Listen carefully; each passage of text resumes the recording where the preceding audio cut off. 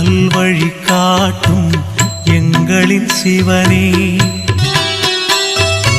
ஆணவ குணத்தை அழித்திடும் சிவனே, அண்ணாமலையில் அருளும் சிவனே.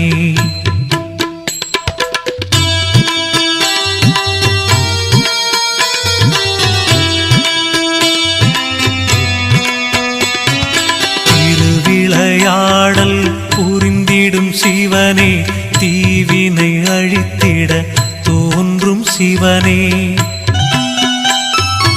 அறிவின் ஒளியாய் விளங்கிடும் சிவனே, அண்ணாமலையில் அருளும் சிவனே.